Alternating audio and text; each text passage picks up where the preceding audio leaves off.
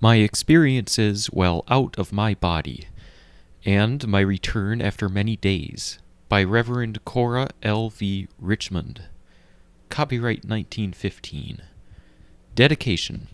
Primarily to my heavenly guides, those teachers and inspirers who, in early childhood, awakened and have unfolded the spiritual gifts that were mine, and have borne forward to the present hour the work appointed me to do. And to those beloved friends, who, having received the ministration through my humble instrumentality, have constantly given from hearts and hands the sympathy and aid needed to perform that work, and during the feebleness of the body have sent strength and succor, and especially to the beloved and loving friends Dr. Charles H. Bushnell, whose skill, healing power, and faithful attendance were given without stint or measure, and most lovingly Sarah J. Ashton, co-worker for more than a quarter of a century, assistant pastor of my congregation, and above all else, faithful, devoted friend, without whose unfailing care and constant helpfulness for long months, my spirit could not have returned to its human habitation to take up its assigned work. This imperfect record of experiences is most lovingly and gratefully inscribed, Cora L.V. Richmond. The release. It was true, then. I was suddenly and finally released from my body. This time, I said, or thought, I will not have to return. Many times, almost numberless, I had experienced the wonderful consciousness of being absent from my human form, of mingling with arisen friends in their higher state of existence. But until this time, I had always known that it was only for a brief season and that there was a tie, a vital and psychic tie binding me to return to my earth form. But now, could it be true? Was I set free to live and work with the beloved, the dear ones, in this their higher, more perfect state? The best beloved, those who had preceded me into this wondrous life, came thronging around by degrees to welcome me, not all at once, but first those who were by tenderest ties the nearest and the dearest. They did not answer my question, "Have I really come to stay?" The guide, the guardian, took me gently in charge so that I might not even think of the form I had so lately left. A great sense of relief, of being set free from the limitations of the body, filled me, far greater than I had ever experienced before. A feeling pervaded me that all of me was released. It surely seemed that my work in the human body was done, that the last word was spoken, the last pen stroke made. Oh, the wonder, the unspeakable joy of thus being united with the beloved, those whom I knew had never died, but had thrown off their garments of dust for the more beautiful raiment of the Spirit. In a narrative written for others to read, one cannot dwell minutely on the sacred meetings with those who were ever nearest and dearest, those of the household related by ties of consanguinity, and those who were kindred in spirit, united to one in thought and aspiration. All that such reunion means, more than can be dreamed or imagined where one is in the human state, was now my possession. Turn away from all thought of the earth form, said the one appointed to lead and guide me in this newer, grander flight. One by one, or in groups, the dear ones of the earth home joined us, welcoming me, yet ever evading the oft-recurring question, "Am I really here to stay?" My attention was continually attracted to some group or company that had not been seen by me, always a surprise to find them all there. They would smile and seem to answer, "Yes, all here," in our own particular states and doing our own appointed work. The vastness of the spirit realm. There was a perception of great light, a consciousness of illumination, an awakening to the vastness, the unlimitation of this realm of spirit. Oh, how often, when in dreams or visions I had been permitted and aided by my guides to visit the spirit states, this inner and higher realm, I had longed to remain, but ever willing to answer the call of duty, of added work to be performed by me, I would return to fill my place at the appointed time. Now, all else was swallowed up, eclipsed by the wonderful experiences that came, the beloved presences, the vistas of luminous spirits. This was a state of superconsciousness, the awakening of faculties and perceptions before unknown, of being aware almost without limitation, of knowing. Whatever is the nature and state of the real ego, this seemed as near to the absolute as one could well conceive. There was so much of me. There was so little of me. There were so many and such surpassing spirits. How one shrinks in the presence of the mighty ones. How one expands in the knowledge of the infinite, his image. Often in approaching a transcendent light, there would appear an atmosphere of ensphering tints. There would also seem to be a sphere of sound, of surpassing music. On being admitted to that sphere, it would prove to be a group of spirits who thus in accord are light and harmony. Where one can enter such an atmosphere, communing with such a group, it is because one has need of and is in harmony with the spirits of that group. Senses merged in perception. Objective scenes seemed ever to be adaptations to my state, and would often vanish as I became aware of the minds or spirits suggested by the scenes. All human sensations, as sight and hearing, are readily perceived by one awakening to spiritual states to be but manifestations of consciousness through the physical limitations to which the spirit in its mental states of earth becomes accustomed. But here, all is merged in perception, where one perceives and understands, thus said the guide. This added consciousness, uniting or releasing the faculties, is not all at once. I found myself thinking in the accustomed channels, in words as well as thoughts, listening for replies instead of knowing that the answer had been thought to me, really was there before I had questioned, of looking for beautiful forms and scenes instead of perceiving the soul of beauty which is everywhere. I became more and more aware that the whole of me, released from the fetters of the bodily senses, could perceive and receive more perfectly the answer to every question, even before its formulation in thought. Formulation is a process of limitation, sometimes of hindrance, said the guide. A feeble comparison of what perception really is may be found in an artist of earth, whose prepared mind, and therefore vision, sees the beauty in a landscape, a sunset sky that another sees not at all or dimly. Prepared senses are the result of prepared minds, of being pervaded by the awareness of the spirit, said the presence. It is of little avail, however, to attempt to bring into outward forms of thought and expression the perceptions one is aware of while one is in that inner state, excepting that they relate to conditions under which those loved and loving ones in that state can reach and change for the better the sorrowing hearts in human life, the shadowed conditions of earth existence. The body in charge of guardians. After a time, I did not know it as time, I became aware of being led to where the earthly form was still breathing, being cared for and imbued with breath by a beloved guardian spirit and by devoted friends in human life. I was to return after all. It was necessary to keep my spirit en rapport with the body, as the psychic cord was not severed that connected body and spirit, but not at once was I to return. These periods of calling my attention to and visiting the body were brief, just enough to keep the vital spark alive and aid the dear attendants in both worlds to prevent the complete separation, which for many days seemed imminent. A vast congregation. It is well known to those who may be interested in reading these pages that during all the years of my mortal life, since the age of 11, I have been brought before audiences and assemblies of people, many thousands. Among them were hundreds who became friends, some of them lifelong, some of later years. I had known of the passing on of very many who had been members of those audiences and of my own flock, but I was not prepared for the vast congregation that came out of their respective groups, composing a still greater concourse to meet me, nor was I prepared to realize that I knew most of them as friends on earth. There were those who had heard the utterances of my guides through my lips when I was a child, those who had attended and were my personal friends when I was still in my teens, and those who in later years had been of the audiences in many places, and those of my own beloved congregation. How difficult to realize that they were all gathered into the larger congregation of the skies, each and all unfolding, working in whatever line of knowledge and work was theirs to attain and achieve.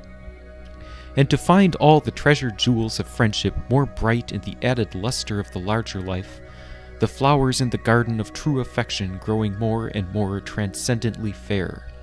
This is indeed heaven, next in blessedness to the homes of the best beloved, which are the very kingdom of heaven.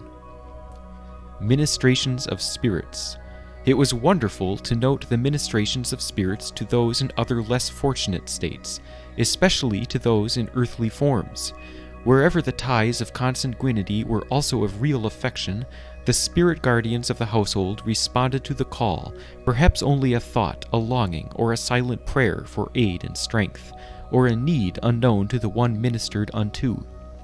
Time is not a factor on the spirit side. The response to a need, an aspiration, a prayer, is instantaneous.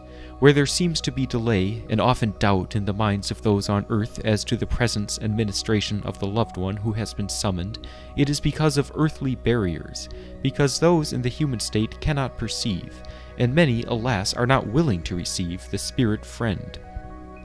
I saw that the usual barriers are uncontrolled, selfish grief, mourning for the one who has passed on and often forgetting the other dear ones of the household who are left, seeking for the communion to forward a purely selfish purpose, and, in general, the obstruction of false education, theological and material, through which the spiritual faculties have been closed for generations. When human hands and hearts, even though the latter is wrung by pain, seek to help others who are in sorrow or need, then the way is opened and the helpers are helped by the ministering ones. To mourn the friend as utterly gone, who has only dropped the outer garments of the dust, is to close, for the time, the avenue of communication or ministration. Long must the spirit helpers work and wait for people to be ready to receive the response to the call for aid. So many did I see who could not reach the recognition of their loved ones that I wished over and over again that there were more real message bearers, more to give comfort to those that mourn. And then the presence answered, "Not all are ready to whom the messages now are given, nor are those protected adequately who are the chosen instruments for message bearing, but the seed is being sown and will take root in thousands of lives." Thought forms. I was shown those who existed in the thought forms and scenes of their recent human states. Such as these were surrounded with the things, forms of things, familiar to them on earth, and apparently necessary to their happiness even in the new state of existence. These scenes illustrated that our lives, even in the human state, consist largely of states of mind, that we see the things we are accustomed to see, or have trained our minds or wishes to see, omitting many and sometimes most of the things of beauty and of import that we might see. The spirit states that are exactly like the scenes of earth are composed of the thought forms of the spirit's imaging or reproduction, and are the reality to them. I recalled the weaving of a web that I had once seen an industrious spider perfect, and he was afterward caught in his own web. I wondered if we are not often in human life, and the states that immediately follow the weavers of many such cobwebs. These thought webs seemed to proceed from the minds of the spirits fashioning them, and in which the spirits seemed to be ensphered, sometimes enshadowed. Before my questionings had taken form in my mind, the answer came from the presence. No, they are not enmeshed by the thought forms. Their creation is the result of the present condition. Remove the power to produce thought forms, i.e., to create one's own environment, and you remove all activity of mind. As the spirit unfolds, the thought forms change and then disappear as perception takes the place of limitation by the senses. With the almost axiomatic preposition that our world of life is what we make it, our spirit surroundings and conditions the result of our states of unfoldment, it became less difficult even when returning to the limitations of human organism to understand the conditions of existence in the next stage of personal experience beyond the transition misnamed death. Spirit states are as varied as are the personal states of those composing them. The knowledge, or lack of it, possessed by the person is the spirit state, i.e., knowledge of spiritual principles. Oh, if one could coin new words or new understandings in order better to express that which one knows when set free from earthly environment. Yes, the new understanding, that is the great need, and that must really be attained by unfoldment, growth from within, the pervading, all-illuminating power of the Spirit. Those in the spirit states who were reproducing the familiar scenes of their recent earth conditions were satisfied and even very happy, especially when the scenes so reproduced were of a nature that had brought comparative happiness in earth life, in their ability to make things seem exactly as they did in earth life, not even knowing that this similitude was the result of their own thought forms instead of being inherent or organic in the spirit land. Interesting and absorbing as were these lessons of observing, the process of weaving their thoughts into the forms most desired or needed by the spirits producing them, there were many whose reproductions were of the shadowed kind and were not voluntary, but results of the deep impress that the shadows of earth experiences had made upon their minds. No one illustration could serve, but all states and conditions that I could realize were shown. Time not a factor. Time does not seem to be a factor in the realm of spirits, except as related to people and events in the human state with which spirits have connection. It was, however, a source of continual wonder and surprise to note the changing forms and atmospheres in the surroundings of those with whom I was brought in contact. I saw spirits who, when in earth life, had been in positions of external power, usually considered exalted, as of kings or rulers, the result of no merit or achievement of their own, but the incident or accident of birth, who were arrayed in their own thought robes of power, but closer observation would reveal the poverty and meagerness of their robes of royalty, and they were sometimes seeking somewhat with which to clothe themselves, something to conceal their paucity of raiment and surroundings.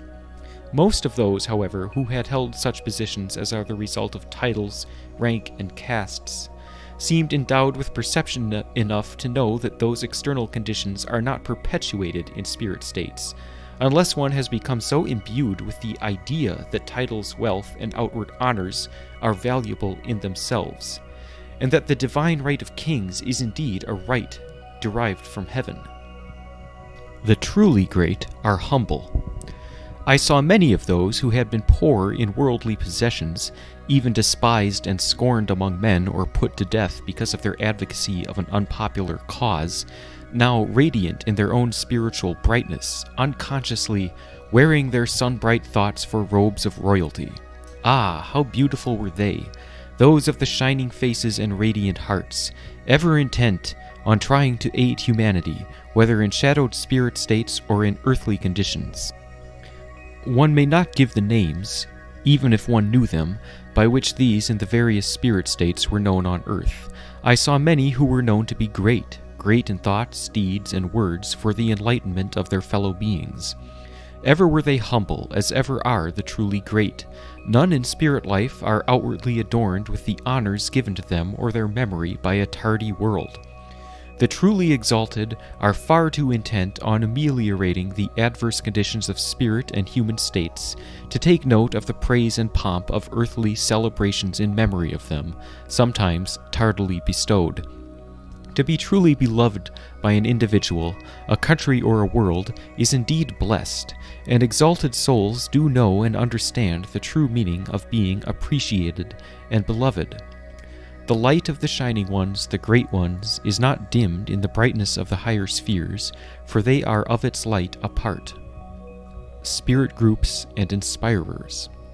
It is because of the spirit possessions that those of kindred thoughts, perceptions, aspirations are attracted to each other and form groups, not conventional or arbitrary, interchanging ideas, purposes, and working together for others. I saw them moving upon the minds of those in earth forms whom they could reach, sometimes singly, sometimes in groups, as the conditions might require. The student in his library, the inventor in his workshop or laboratory, the discoverer in his observatory searching for new worlds, or on ships of exploration sailing for unknown lands. More particularly those who are seeking to solve the vexed problems of human life. Ah, it was indeed a scene of wonder to see each and every spirit thus intent on doing good to his kind, imparting some needed thought, some clue or thread of an intricate preposition that would solve the whole. Long are these inventions and discoveries known in spirit states before the one is born into human life that can give them outward expression. How luminous seemed the atmospheres of spirit thus surrounding those in earth life when the heavenly presences were near.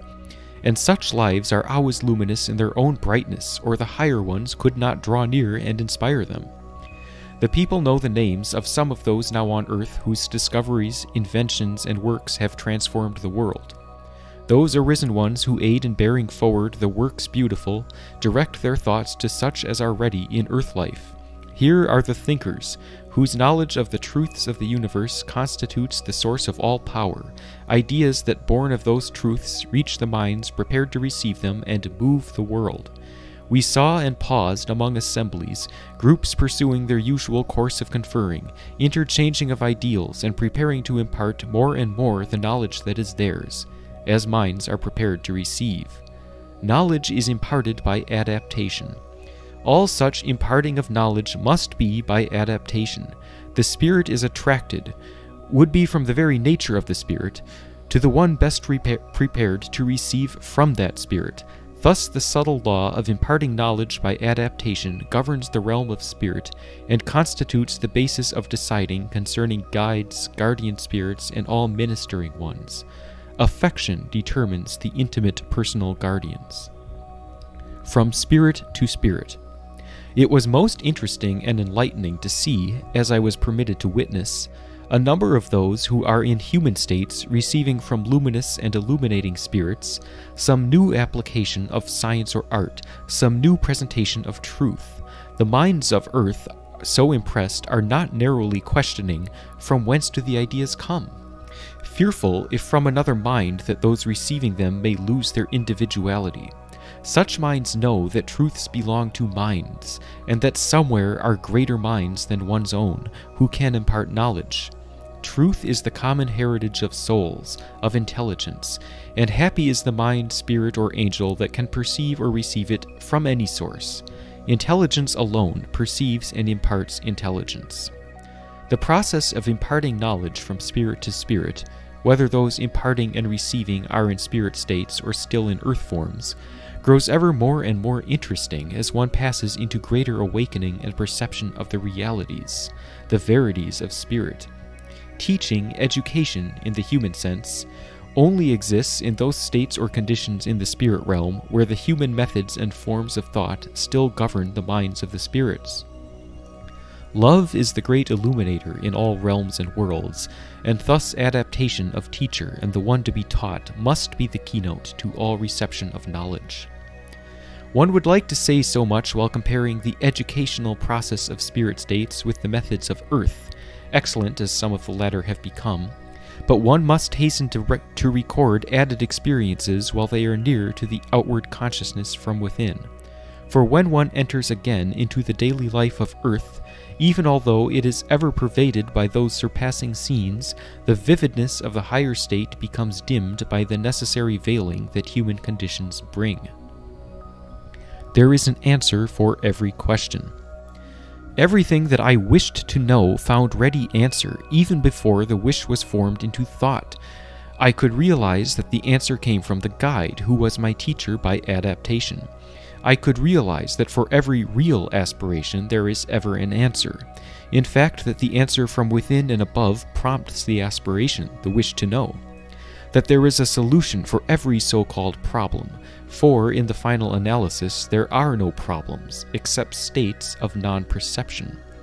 All this and 1,000 times more of inward awakening came to me as I grew in the perception of the knowledge of the Spirit. Those who love their fellow beings. I saw a countless multitude growing brighter, more resplendent as I was led nearer. Among them were those more radiant than the others, greater it seemed in the scope and power of their spirits. I recognized, not always from personal knowledge on earth, some of the individuals who were there, centers of groups of radiant ones, those who, when in earth life, loved their fellow men, and who, by word and deed, had sought to overcome the errors and abuses heaped upon humanity. Their battles with tongue and pen, no armaments or weapons of war, their shining armors of righteousness were finely known and appreciated by many minds, souls, on earth. One whom I had known from early childhood came toward me with the group of his friends and relatives whom I had also known. He greeted me as he was ever wont to do when we both were in earth forms. Though advanced in years before he left the form, he was ever youthful, ever calm and peaceful, yet firm and forceful in his advocacy of his convictions of human brotherhood, and the final triumph of the spirit over errors of human conditions in time and sense. By those who knew his life and works, he was considered a leading and inspiring mind. To many, he was a prophet of the good time coming. How my spirit thrilled with this meeting with him and his household, and the group of friends who were with him. One question I had often asked in mind or had wished to know concerning it. Had he, this friend with whom I was then conversing, met in spirit states the one who in a distant land of earth had said, "Blank, blank is the greatest man America ever possessed"? The one who said this to a prominent writer was also a lover of his fellow men, but the two had never met in earth life.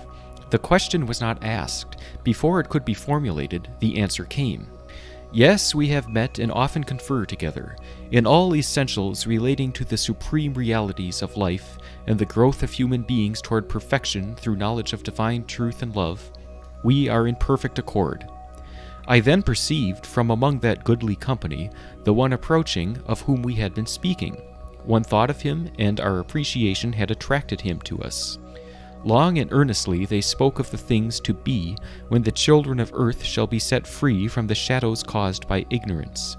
I more and more perceived some of the personalities of those illuminated ones, and more than once was I surprised that those who had been of such widely different conditions, environment, education, habits of mind, and, one would think, opposite spiritual states, could be together.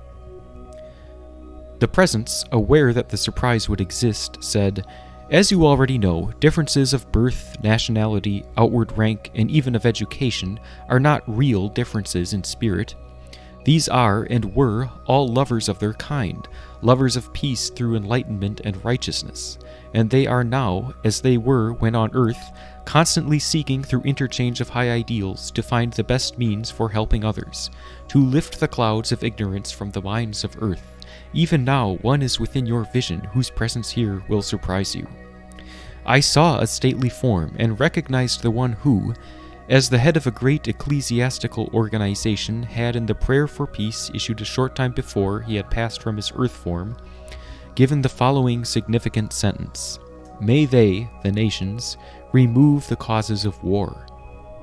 As a lover of humanity, a promoter of peace, he seemed to stand near these shining ones, many of whom when on earth and now have never recognized any ecclesiastical authority.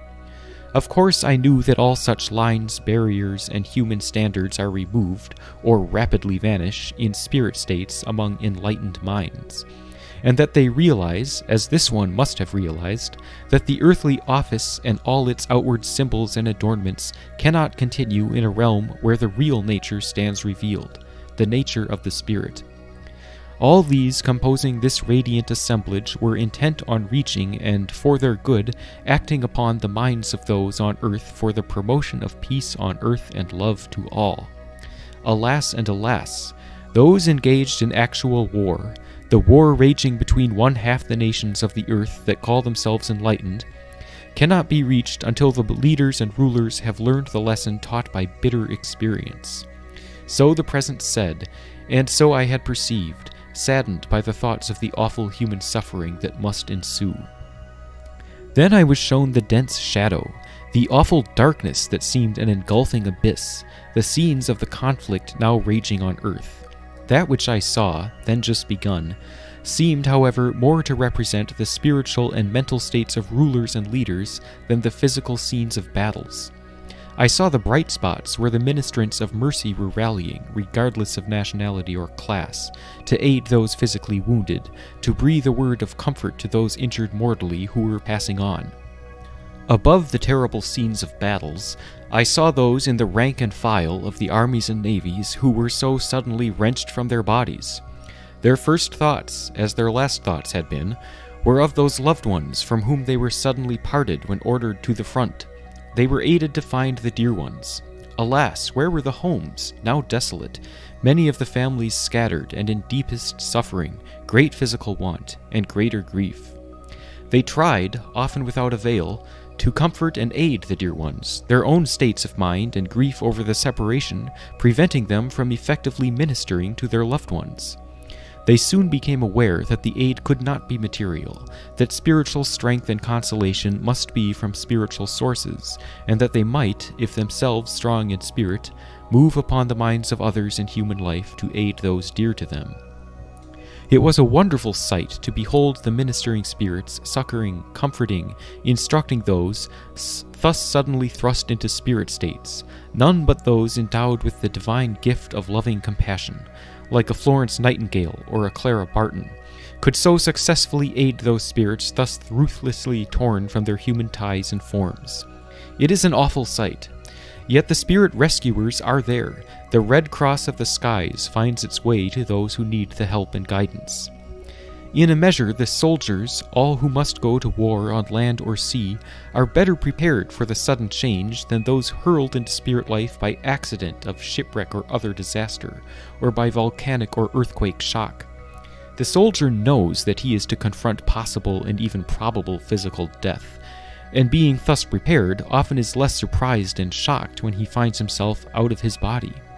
Yet, wherever the need may be, the strong helpers are there, above every scene of human sacrifice, whether cataclysmic, natural causes, or the result of human ignorance and neglect, or the self-seeking aggression of war. There are they, the dear ones, the strong ones, the saving ones. All cannot be aided to at once perceive the newfound condition. Everything must depend on the degree of spiritual preparedness, which is often greater among the humble and lowly, who have a line of simple life, simple love, simple duty to follow, than among the more complex mental and moral states of the leaders. The real state, spiritually, determines the condition of the spirit in spirit life. Nor were the clouded and shadowed scenes of earth life found alone above the lines of battle. There were sometimes deeper shadows among the scenes of pleasure and mirth, mocking splendor of wealth and its opposite of want, squalor, misery. The toll of human sacrifice is not always in the death of the body. There are vortices more terrible than the volcano's fiery breath or earthquake's yawning mouth. The palace often seemed more densely shadowed than the hovel, while the dwelling, though a cottage, brightened with love, shone out like a star of splendor. Spiritual knowledge, the unfoldment of the highest from within, this alone can change the shadowed states of earth into brightness. Every life must be reached, every mind touched and awakened by the Spirit. The good that is within each must be brought forth. Turning for respite. From the storm scenes of contending forces, from the darkness of spiritual night, from the uncertain states like dim twilight, one ever turns in spirit to the beloved, to the groups of loved and loving ones that constitute the home of the Spirit. Spiritual rest is change, respite from witnessing the unhappy conditions, the shadows of spiritual states that one cannot at once remedy. Rest is not idleness. Communion, companionship, working together for those who can be aided. This is rest. The home group, ever intent upon ministering wherever and whenever needed, afforded the respite sought. Such memories of earth experiences as had been kept alive in the sacred altar flame of true affection and home ties, such interchange of ideals and experiences as the later years had brought, such knowledge of the blending of the spirit and the mortal states, the guardianship and ministration of the loved arisen ones over those in earth forms. This was rest, blessed respite, blessed communion. One would never be ready, it would seem, to part with such companionship. Nor do we ever part with the truly loved. Whatever duties we must perform for those in spirit or human states, those most in accord, those nearest and dearest are ever with us, whether in or out of the body. Our human phrases, and even our usual thoughts, seem superficial, weak, and puerile when endeavoring to describe the divine realities of the Spirit. We never part. We can never be absent from the beloved. Yet the shadows of human existence, time and sense, and outward change and circumstances are upon those who make the house of clay the limit of their mental and spiritual possessions. Reunion with lovers of peace. Returning again and often to the bright sphere composed of those who love their fellow beings, From among them came those whom I had known, with whom I had, as a humble worker, labored for some cause. This time a few, especially 2 or 3 last seen in earth life at the Hague Peace Conference, 1907. Ah, how well we then knew, as well as even now when the conflict rages, that the nations, 44 in number, were not all, indeed but a few of them, seeking for peace, the permanent establishment of a court of arbitration for the world. Each was there to test the others, nearly all endeavoring to gain some concession from the others to aid in their own selfish future aggressions. Such was the thought flashed from my friend of the brilliant mind and noble heart who came with others to greet me, and the dear lady who took me in her arms and kissed me when we parted there at the Hague, even as she did now, said, "We meet again, and here there is sweet peace, but oh, the horrors of the war. And you will return to earth for further work." She gave me her blessing with such love as her grand soul can give. The other one, he of the brilliant mind and facile pen, he of the awakened and illumined spirit, said, "Yes, you will return to earth for added work, even after those many, many years of work already performed. We will aid you. We all must aid those who are working to enlighten the minds, to awaken the spirits of those immured in the materialism of earth. How dense we all are until awakened. Sorrow smites us. Then the fountains of the soul come forth. Our spiritual guardians can help us then, and we begin to know." That was my case on earth. Now I realize how little I did know, but I am grateful that I was not an entire stranger to this realm of spirits, and there is all eternity in which to grow in knowledge. Messages from friends. From those whom I met in their homes of peace and love and work were many messages to be delivered in person by me to the dear ones on earth. Messages that might be of interest here to show that true affection and personal watchfulness are more manifested from the spirit side of life than people know. Even those accustomed to spirit communion and ministration do not realize all that they might of this nearness. These messages are too intimate and sacred, however, to be given here, and they breathe all the fervor of the real life and love of the Spirit. I shall communicate them to those whom they were sent. The Spirit Home of the Children. But oh, the children, what can one write or say? What words adapted to tongue or pen can convey an adequate idea of the spheres in which my spirit has often met those darlings of both worlds? My own baby girl, who passed on many, many years ago and who has grown to womanhood in her spirit state, has ever been my constant companion, as a guardian spirit during my busy hours of earth life, as a pilot and gentle helper when through sleep or trance control my spirit was set free to join her and visit the realm of the children. These little ones are often wiser in knowledge of the spirit than mortals of more mature years. Blessings ever attend the presence of a babe in the home of love on earth, and in the highest sense, doubly blessed are those who, having possessed such a treasure, know that if the babe passes from mortal sight, the treasure is still theirs.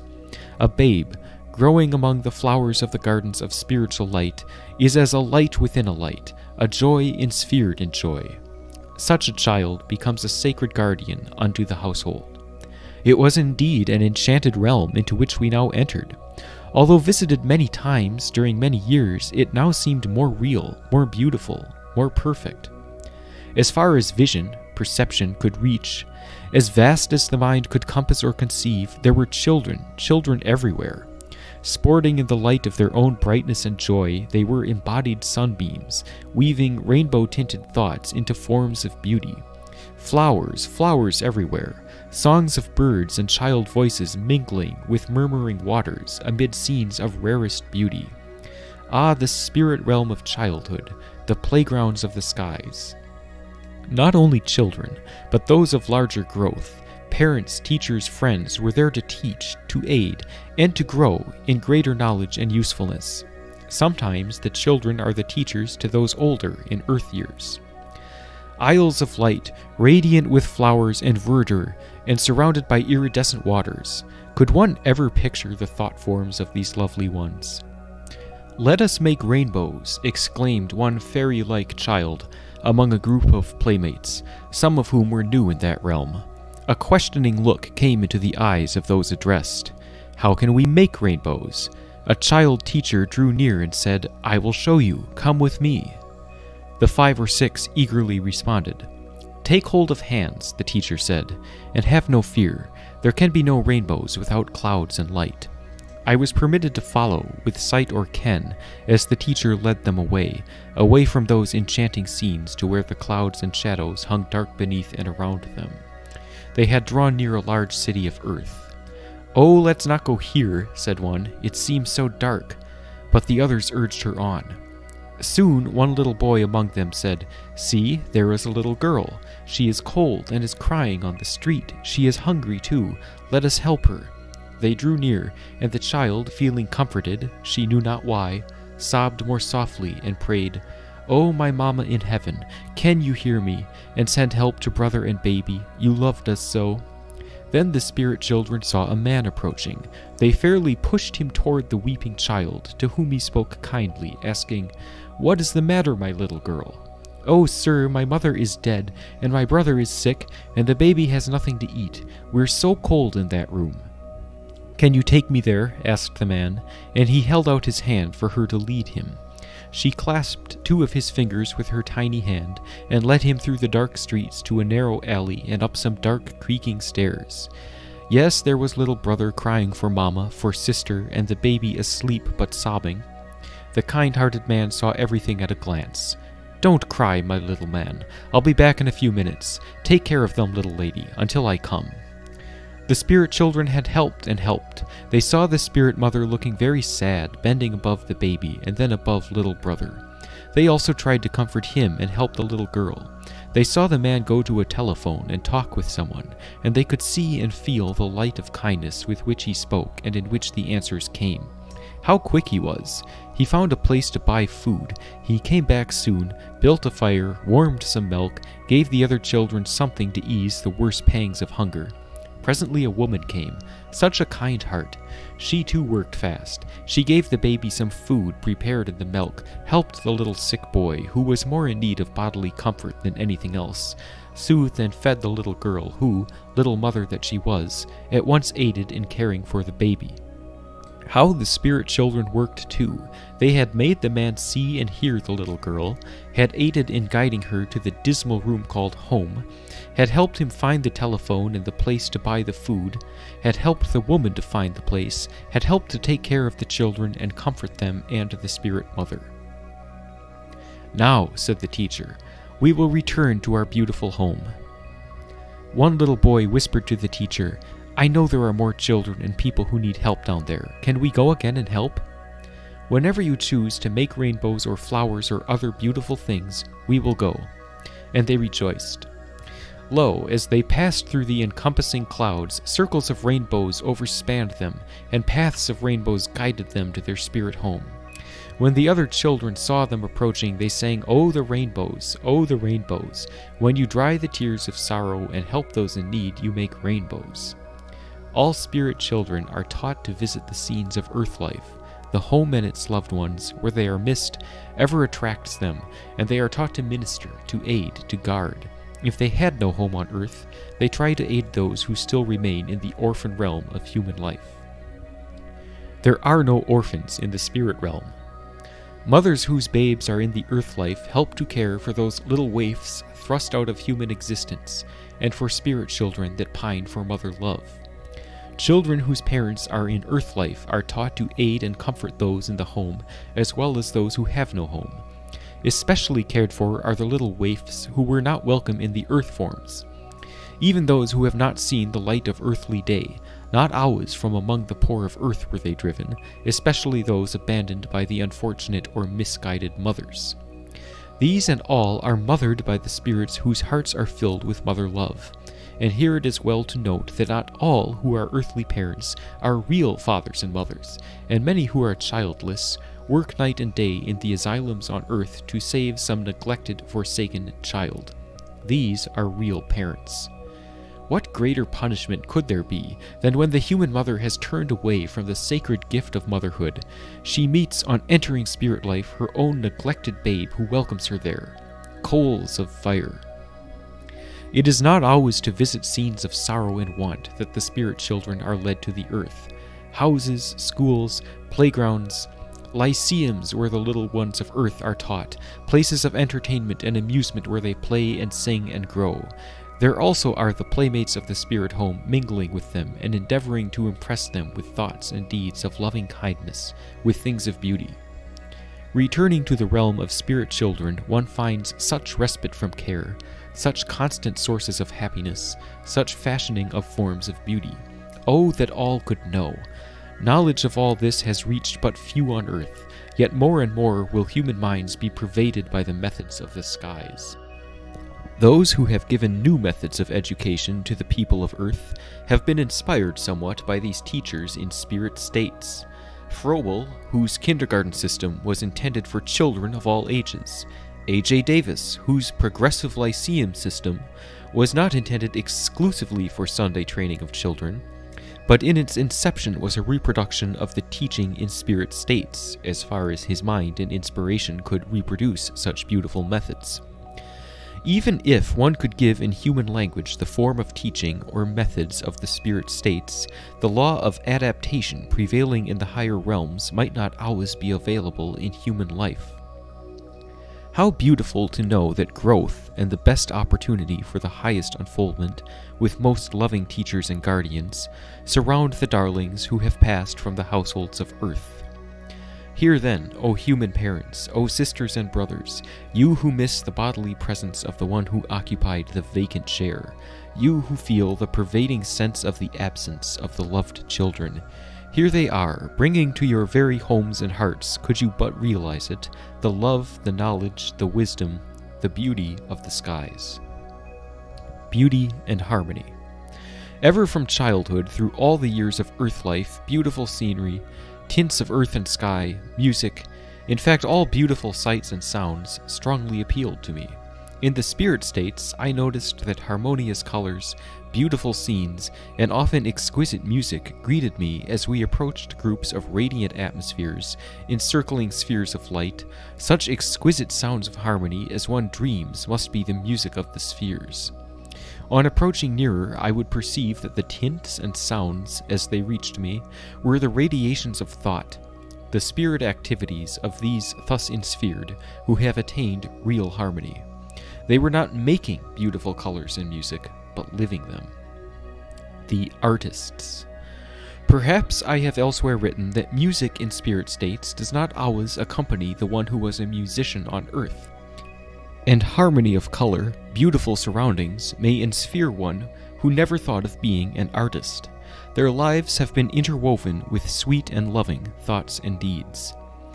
That which would have been a source of surprise had I not previously known it was that artists, painters, sculptors, musicians, and even some of the poets, known by those names on earth, are not fashioning landscapes, portraits, or carving from stone the images of lovely forms, nor are they fashioning or weaving into music or verse some classical or other theme.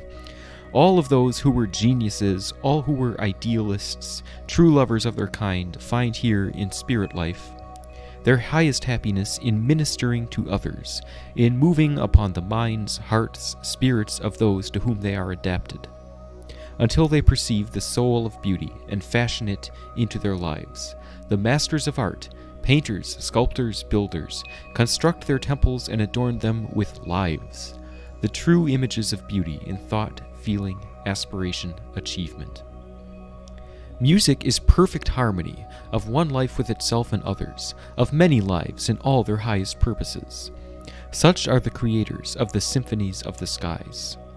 Those who had talent, hoping to achieve the works of genius, sometime, somewhere, are still intent on fashioning reproductions or imitations of natural objects and scenes, or impressing art students of earth to produce such effects. But these are not the creators. Every creation is from within and must live, said my teacher. One wishes for a magic pen or for a perfect gift of expression to convey in language the subtle consciousness of the beauty and harmony that meet one as one is led to the atmospheres of some of the creators of beauty. More wonderful than all else was the knowledge that many who had never painted, carved, builded, or traced the score of musical composition were surrounded and pervaded by such ineffable loveliness that one could weep for very joy on perceiving it. Art is great, but the perception of the soul of beauty is life, love, said the guide. One perceives in such states as were there revealed that the true artist has not always been known among his fellow human beings, moving upon the world of thought, influencing other lives by the beauty and harmony of their own natures. These seem, when viewed from the spirit, to constitute the real artists. Is not the temple of the soul a living temple? Is not the art of molding the mind to perform the mandates of the spirit more to be sought for and greater when attained? Eternal in the heavens are the temples not made with hands, so said the guide, and so I perceived more and more clearly. In marked contrast to the foregoing were the thought forms surrounding some of those who had been artists on earth. Broken lines, inharmonious colors, discords, sharp and jagged corners, all portraying disturbed conditions of the unruly thoughts and impulses that had possessed them in earth life. I had interesting glimpses of those who were working with themselves. One who was considered eminent in art on earth was cutting, carving, breathing upon an image of himself. "What is he doing?" I exclaimed, now really surprised. Removing the angularities and errors of his own nature, jealousy of other artists, the deepest scar, selfish love of human praise, that overweening desire for adulation, unwillingness to accord to others appreciation of their true merits, replied the guide. Later, I saw that artist self-renovated, and one whom he had envied, derided, and scorned when both were in earth life, working together, producing, through artists' minds on earth, works that possess the merits of both with the added tone of harmony, the strength of one being merged in perfect accord with the grace and loveliness of the other, blending in wondrous works of beauty. This was a wonderful lesson, serving to illustrate that at first, and possibly for some time after, entering spirit life, one's chief occupation is, or should be, removing one's own limitations. But this cannot begin until one is aware that one has the imperfections. To be conscious of one's faults is half the remedy. Bodily imperfections, infirmities, and disease, unless retained psychologically by having constantly encroached upon the mind, or deformities that are dwelt upon mentally, are dropped with the body. But such infirmities of mind as are born of an undue egotism, undue self-love, the capital I around which the universe revolves, must be removed before the spirit can enter upon real work. As with artists, so with those eminent in science or any department of human thought and endeavor. The truly great are ever the most humble, realizing that however much they know, and however clearly they can think the universe is full of things we do not know, as one of the great ones aptly said. I had met one, a brilliant mind, who in earth life was gifted in many ways, chiefly mathematics. He had breakfasted on billions, dined on duodecillions, supped on septicillions. He wrote to the rhythm of logarithms, and worshipped at the shrine of the calculus. I tried to imagine what he might be doing. Perhaps he was measuring the immeasurable or calculating the uncalculable. I saw him. Where was his observatory? Where his maps, charts, instruments? The answer swept over and through me with a great thrill. The knowledge that comes to the spirit is instantaneous, if one is ready. How can one use even the most perfect instrumentalities and methods when time and space are eliminated? Truth is perceived. In homely phrase, no ladder for the airmen, no mathematics for the soul. I never could have imagined how quickly he would perceive. He had attained the real knowledge of wisdom and love.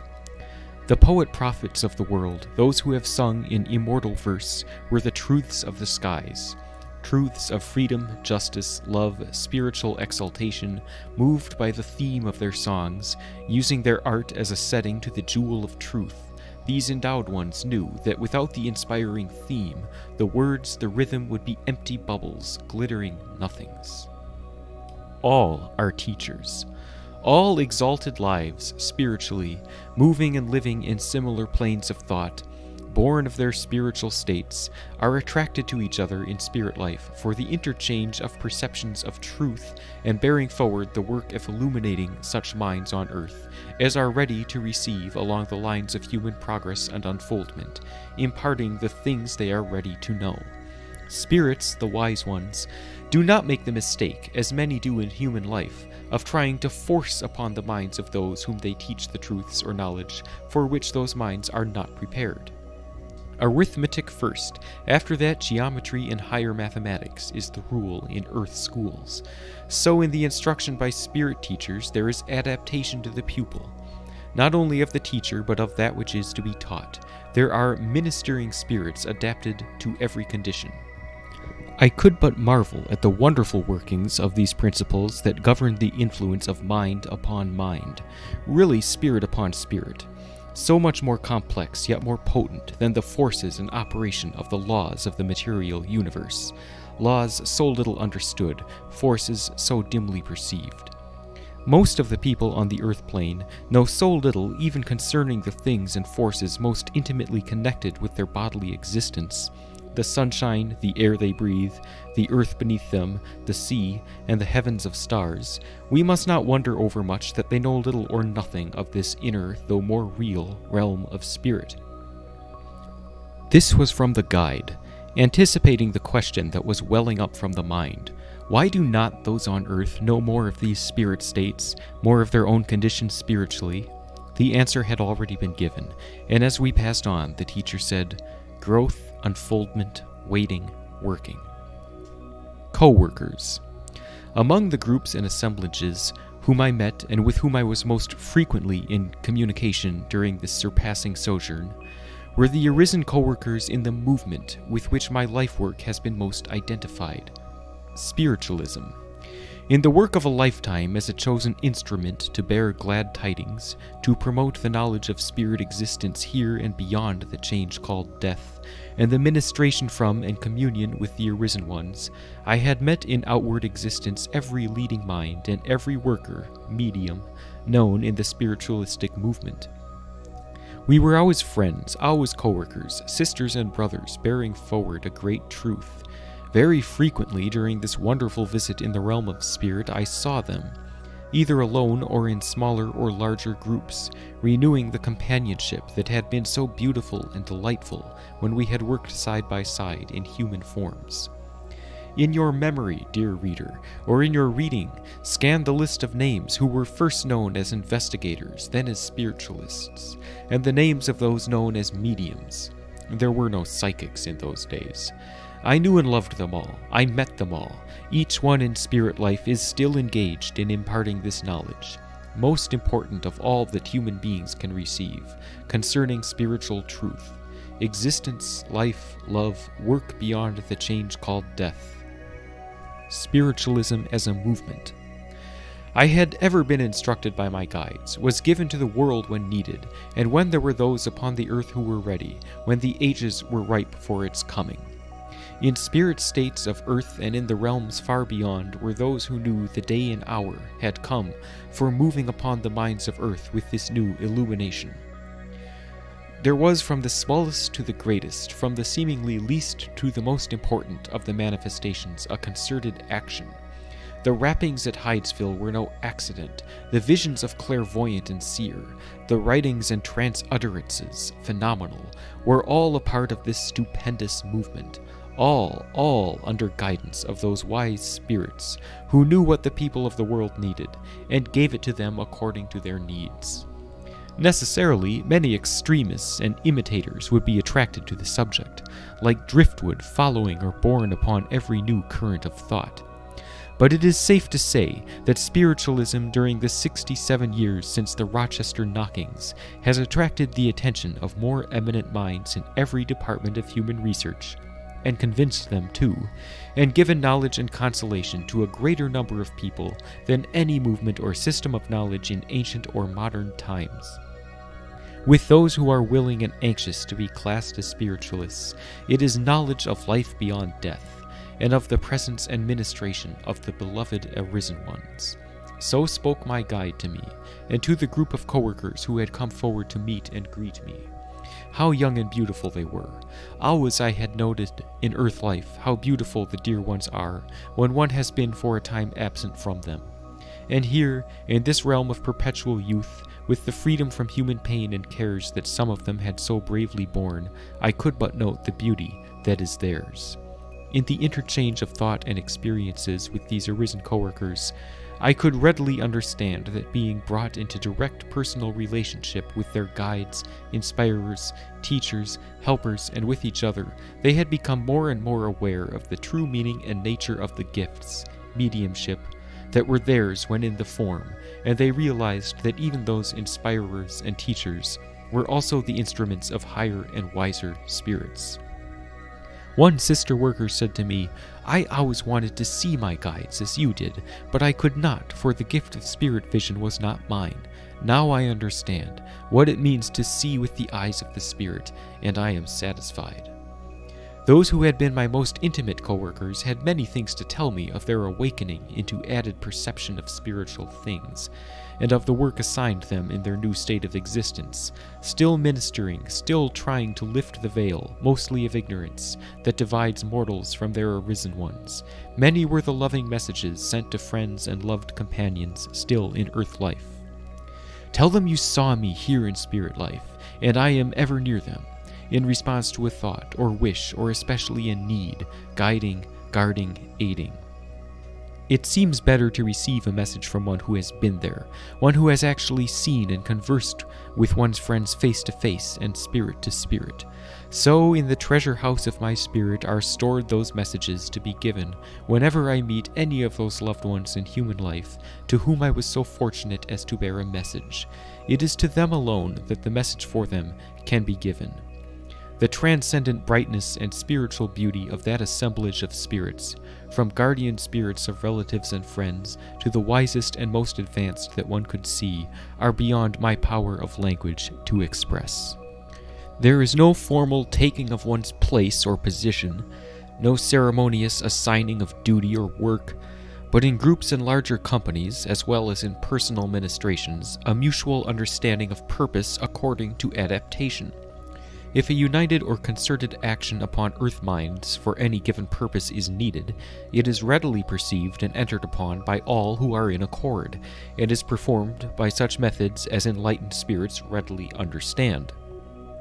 Human minds are better prepared to comprehend the methods of spirit communicating with spirit, since wireless telegraphy and other recent scientific wonders have been achieved. Not that the process is similar in any degree, but being prepared for the new revealments in science also prepares impartial minds to know of the more subtle powers of the spirit.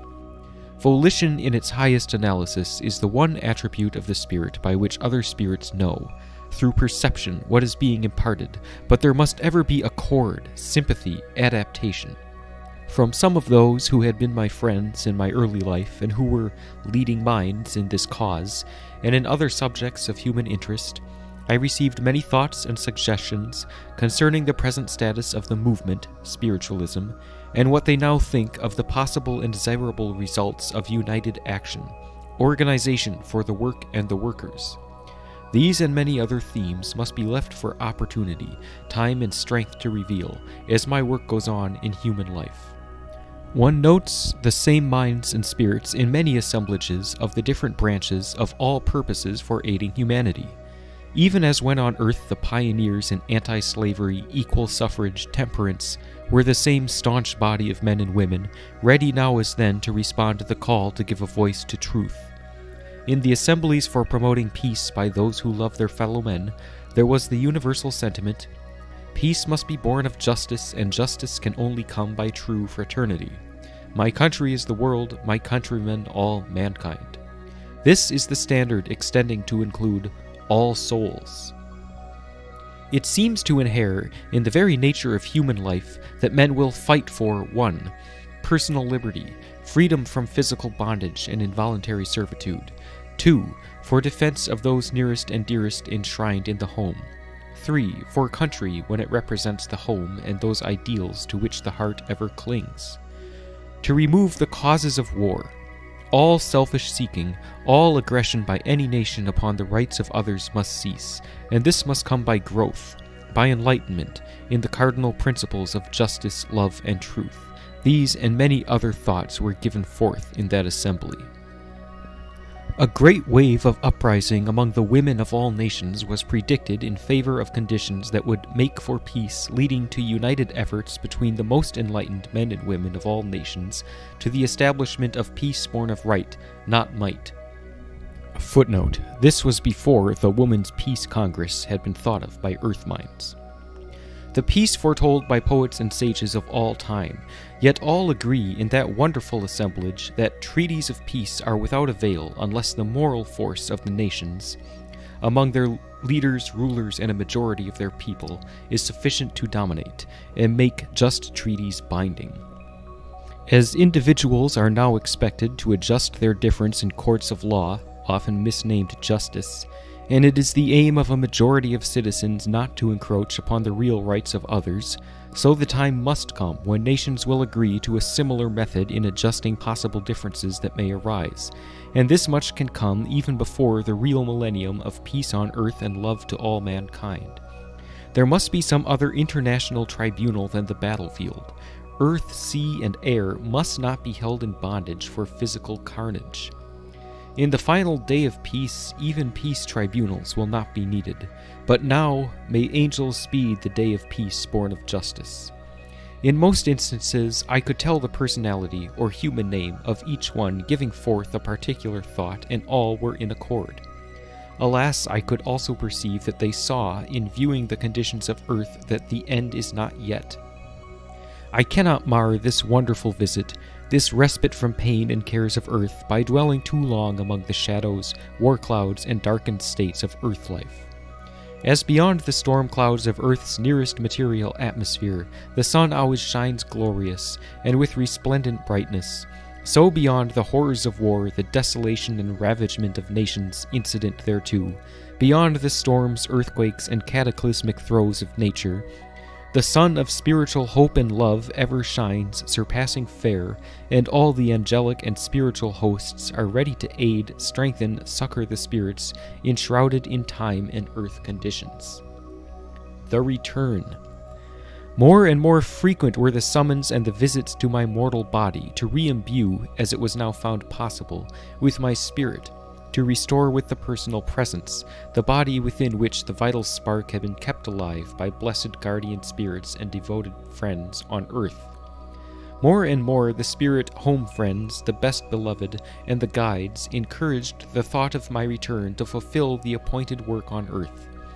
I had prayed to be allowed to remain, to let the body pass, but now, gradually it is true, the idea of resuming the human habiliments, the garb of the material body, became less repugnant, and I finally freely said, yes, I will go, as that is the appointed way. Have you, dear friend, who may be reading these imperfect fragments of a perfect experience, as any narrative must be, ever visited some fair garden, some sequestered home of dearest friends, a place radiant with beauty and enchantment, where there were flowers massed in rarest combinations of color and fragrance, fountains murmuring in answer to the summer winds, music such as seemed a part of the enrapturing scene? Have you enjoyed this with the chosen friends that alone could make the scene sacred, the best beloved? And have you known the reluctance to return to the outer world of daily routine, of care, perhaps of pain? Ah, then you know in the smallest degree what it meant to me to return to my bodily form. Yet even now, the soul of all that was mine in that wonderful surpassing state is ever with me, nor will it again be absent from me, since it is enfolded in my very being. I am more complete now, even in the body which ever divides us from the soul of life. You will be with us again and often, they said. The guide said no formal farewells, no leave-taking, but everywhere from every dear and blessed one, blessings, peace, joy, and love go with you into added strength and work. And here I am, ready to help the body to grow stronger, and to willingly, joyfully, in the future as in the past, perform the work assigned me, until they call me home. Cora L.V. Richmond. An added word or two. The possibility of the spirit leaving the body for a time and then returning and resuming its usual activities has been demonstrated many times. In some instances, the temporary separation was caused by accident, illness, states of coma induced by anesthetics, trance, either of spirit control or hypnosis, and sometimes a voluntary absence or activity not suspending the vital functions of the body. It is also undoubtedly true that during sleep, especially that restful, dreamless sleep that betokens a normal state of mind and body, the spirit avails itself of the opportunity of restoration by spiritual methods and activities not possible while urging the body to do its bidding. Not only spiritualists, psychologists, and psychic research students have well authenticated cases of the undoubted activity of the spirit apart from the body, but many prominent physicians have recorded their experiences with patients whose bodily functions were suspended, even to seeming dissolution. And upon the unexpected resuscitation of the subject, there would be a vivid account of active experiences in spirit, usually pleasant scenes and meetings with friends long passed into spirit life. These visits to heaven would be sometimes tinged with the religious bias of the subject, but this is not strange in view of the fact that spirit states are conditions of the mind and spirit experiencing them.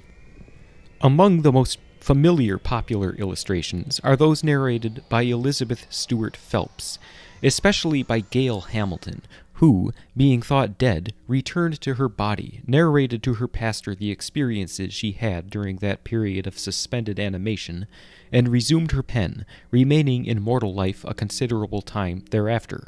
Although not usual, this class of experiences is not so unusual as many imagine or assert, and the writer having been from childhood accustomed to the other state, inner, higher, of consciousness, can distinctly trace her experiences in that inner realm as forming fully a third, if not one half, of her life experiences.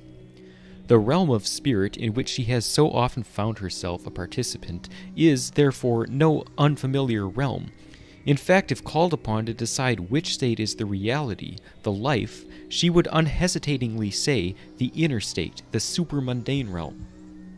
Of the many eminent men of science in both Europe and America who have come to a knowledge of the truths of spirit existence, continuance of life after transition, and the writer has known them all personally except the one she is about to mention, probably Sir Oliver Lodge has approached the subject of psychic research, spiritualism, with a mind the best prepared to perceive spiritual truth.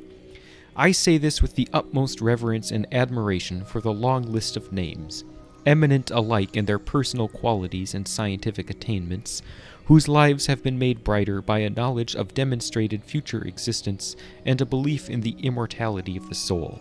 Shall I name some of them?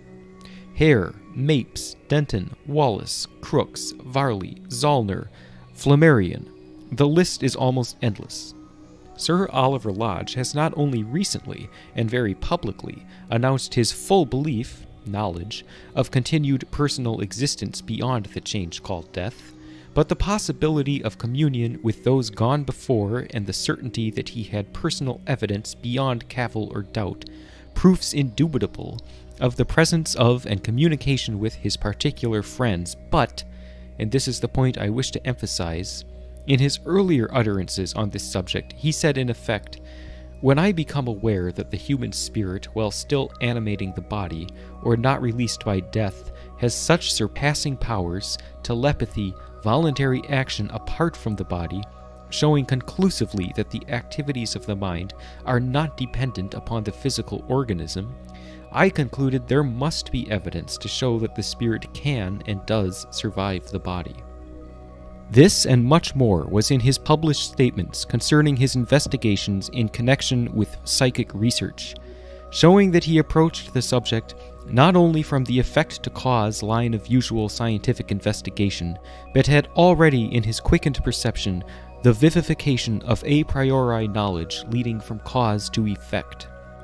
One would like to accumulate and set down in condensed manner all the available evidences of absence from the body, of which the writer has a large and increasing store, but this writing is more distinctly in the form of a message for this particular time.